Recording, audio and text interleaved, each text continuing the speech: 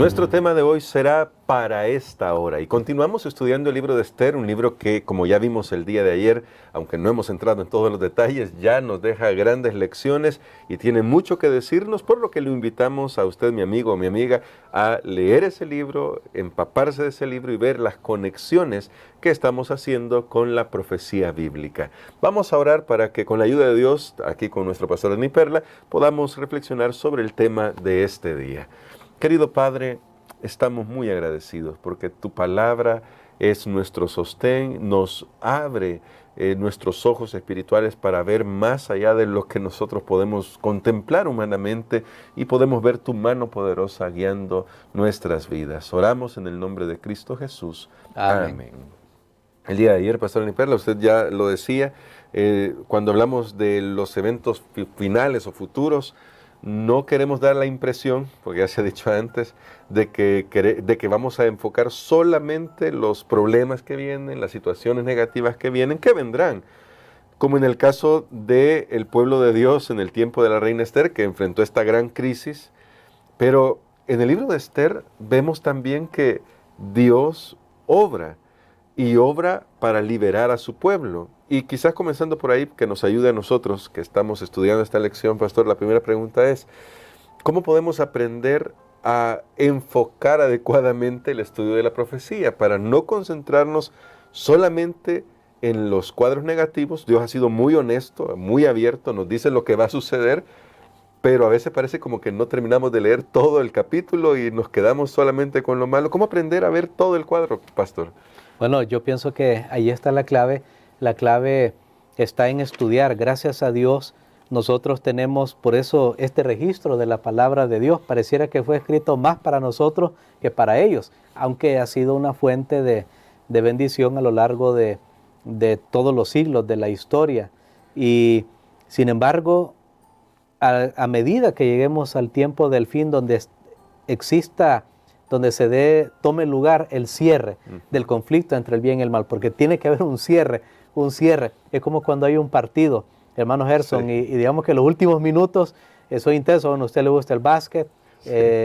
A mí me gustaba un poco el fútbol, y así como cuando hay ahí empates o el equipo que uno tiene como favorito va perdiendo y uno espera que haya una remontada, y ese cierre se vuelve emocionante y se vuelve intenso, sí. Porque los mismos jugadores saben y dicen, bueno, ya nos quedan unos pocos segundos.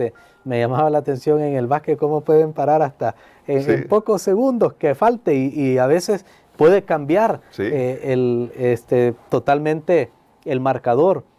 Así va a suceder al final de la historia de este mundo. Entonces todo lo que ha sucedido se repetirá, y se pondrá de manifiesto este conflicto cósmico entre el bien y el mal, que recordemos que se está resolviendo aquí en la Tierra, no allá en otro planeta, en otra galaxia, no, aquí en la Tierra. Por eso todo se pone tan complicado cada vez. Pero tenemos que ver el panorama general, y tenemos que recordar cuál es el papel de Dios ahí adentro en la historia. A veces pareciera un papel secundario. De hecho, en este libro de Esther, el nombre de Dios ni siquiera aparece. Y entonces uno se pregunta, bueno, realmente, ¿dónde está Dios? En el libro de Ruth, que hemos estudiado también esta semana, sí se menciona el nombre de Dios, porque solamente el libro de Esther y también tenemos el otro libro de Cantar de los Cantares. En toda la Biblia son los libros donde no se menciona el nombre de Dios directamente. En el libro de Ruth sí, pero es bien interesante, y aquí retomo, pues, haciendo un mini repaso, que en el libro de Ruth vemos a Dios activo en dos momentos específicos en ese libro. Al principio, en el capítulo 1, dice que Dios visitó a su pueblo y hubo pan otra vez en la tierra de Belén. Y al final, que Dios permitió que Ruth concibiera un hijo. Entonces, esas son acciones directas de Dios. De ahí pareciera como que hay un descanso de Dios, ¿verdad? Como Dios dice, voy a dar una siesta. Pero en el libro de Esther sí está totalmente desaparecido de la narración, si lo vemos así literalmente. Pero detrás, otra vez vuelvo a mencionar lo que decía ayer, no hay coincidencias. Amén. Dios está obrando y se ha llamado incluso a esto la presencia silenciosa de Dios en la historia. Dios está obrando. Yo aprendí dos palabritas que se parecen mucho, tanto en inglés como en español.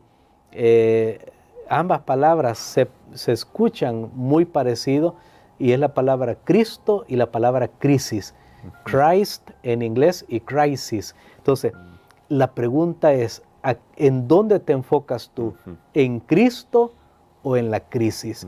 Miren, son dos palabras, se parecen, el sonido, la pronunciación, pero son totalmente diferentes. Yo creo que nosotros tenemos que aprender a enfocarnos en Cristo y no en la crisis, porque de nada sirve en la crisis estar nervioso, estar ansioso y perder de vista a quien en realidad es el autor y consumador de la fe, que es Cristo Jesús. Nosotros somos un pueblo de la esperanza. Amén. Y somos llamados a hablar de esperanza, no porque solo hay que hablarlo, porque está en el guión, es porque es verdad. Amén. Es porque es una realidad.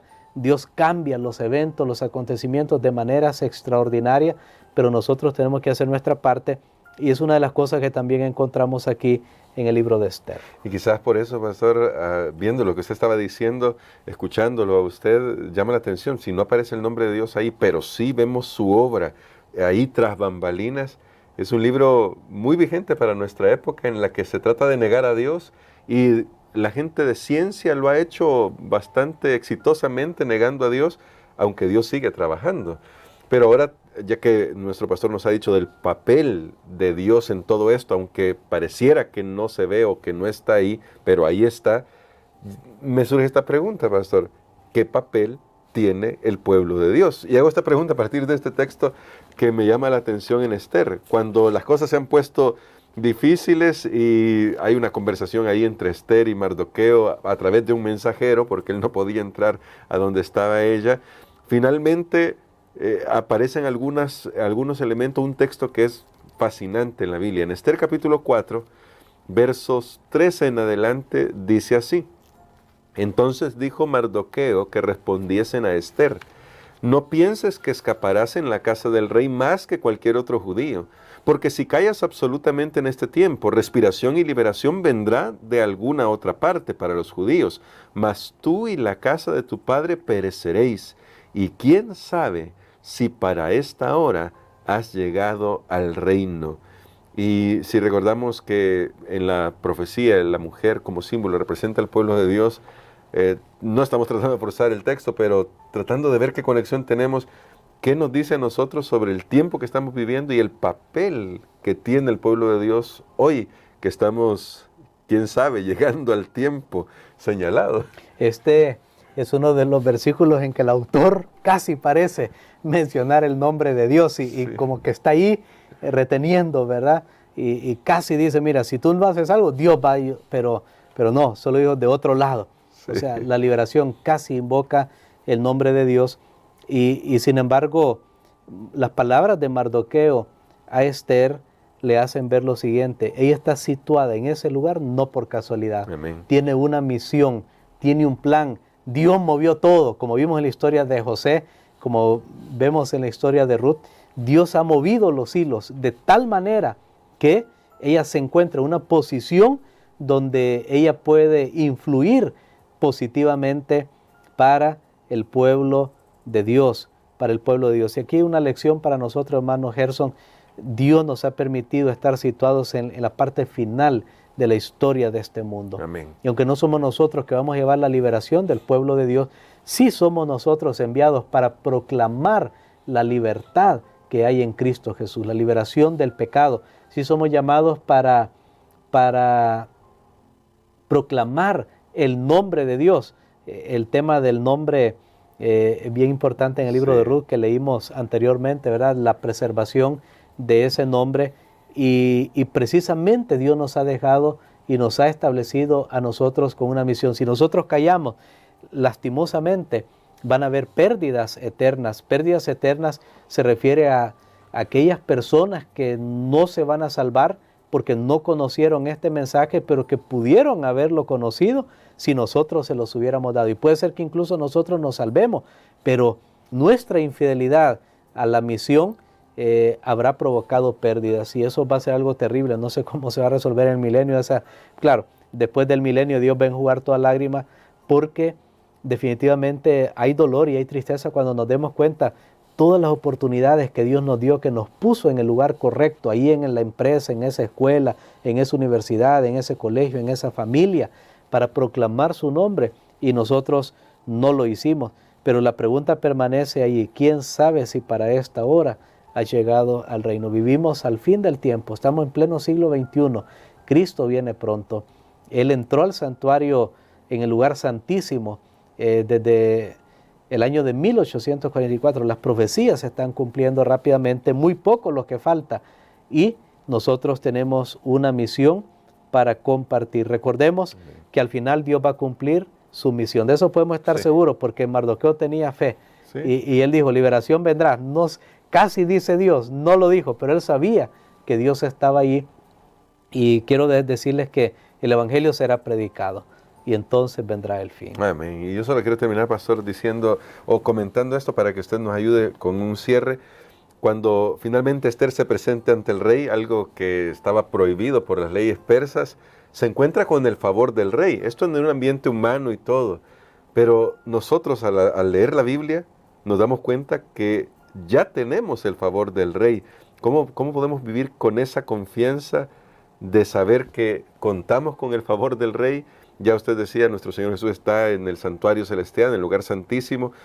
Entonces, ¿cómo podemos ver todo esto desde la óptica correcta? Ya dijimos, viendo todo el panorama completo, a fin de tener confianza, tener esperanza, poder transmitirla y no desesperar aunque las cosas se pongan difíciles. Mire, totalmente las personas en tiempos antiguos estaban a merced, puede ser que hoy también, de los reyes, y según el ánimo que tenían en ese momento, parece que había ahí unas costumbres. El rey no era accesible en ciertos momentos que él no quería, y si alguien se presentaba, pues era su última respiración. Y Esther, aún que era la reina, sabía que había que respetar ciertas leyes, más que se sabía que las leyes de los medos y persas eran bien estrictas, bien inamovibles. Por eso se dice como que ley de Media y Persia, quedó un dicho, porque ellos eran bien estrictos. Esther sabía que tenía que respetar, pero va a probar misericordia, va a ver qué sucede, confiando por supuesto en el Dios de Israel. Y esto me recuerda, y hago una conexión aquí con lo que Jesús contó en Lucas 18. Realmente ahorita que usted me hizo la pregunta, se me vino a la mente esa conexión, que Jesús habla de una viuda y un juez injusto. Y dice que al final este juez injusto, de mala gana, pero le concedió lo que ella pedía. Pero Jesús dice en esa parábola: escuchen lo que dijo el juez. Y dice: y Dios no hará a sus elegidos. O sea, si Dios es más bueno, si Dios es más bueno que el rey Asuero, si Dios es más bueno que ese juez injusto de Lucas 18, ¿acaso no nos va a conceder lo que le pidamos? Por eso nosotros tenemos la seguridad, hermano Gerson, al final de la historia de este mundo, que podemos acercarnos a Dios con confianza, y que Dios va a obrar en nuestro favor. Y aunque no lo merecemos, no tenemos nada que nos recomiende ante Él. Yo creo que nunca vamos a tener nada que nos recomiende ante Dios. Aquí en la tierra apenas muchas veces logramos mantener nuestras relaciones o nuestra imagen, digámoslo, entre comillas, porque siempre alguien va a pensar: no, es que el hermano Gerson está haciendo eso porque no sé qué, siempre. Pero ante Dios nunca vamos a tener nada que nos recomiende, solo que hay algo maravilloso: Él nos ama. Amén. Y Él está dispuesto a otorgarnos su gracia, su misericordia, su cuidado, su protección, si vamos a Él. La palabra de Dios dice: el que a mí viene, yo no le echo fuera. Y no pensemos solamente en las crisis que vendrán, pensemos en nuestra salvación. Nosotros somos pecadores y vengamos a Cristo para ser limpiados, para ser perdonados. Si somos culpables, merecemos la muerte, pero Dios ha dicho: no vas a morir, vas a vivir, porque di la vida de mi Hijo por ti. Y solo cree, solo acepta. Entonces es otra cosa maravillosa que nosotros aprendemos de esta historia. Y queremos, pastor, que ore por nosotros por eso, para que hoy podamos decirle: Señor, yo creo y confío en los méritos de Jesús. Y si hay alguien que nos escucha o nos ve que no ha tomado esa decisión, hoy pueda tomar esa decisión de poner su vida en las manos de Dios y unirse al pueblo de Dios. Amén. Padre, te damos gracias, Señor, porque tú siempre extiendes tu amor, tu gracia y tu misericordia. Porque ves nuestra necesidad, ves nuestra absoluta dependencia de ti. Y te damos gracias, Señor, porque nunca usarás tu inmenso poder para hundir a un solo ser humano, sino que has usado todo lo que tú eres para salvarlo, porque de tal manera amaste el mundo que diste a tu Hijo, para que todo el que cree en Él no se pierda, sino que tenga vida eterna. Si hay alguien en este momento, Señor, que piensa que es demasiado indigno para acercarse a ti, te pido que tú le ayudes para animarse y pueda venir ahora, que es el tiempo. Bendícenos en el nombre de Jesús. Amén.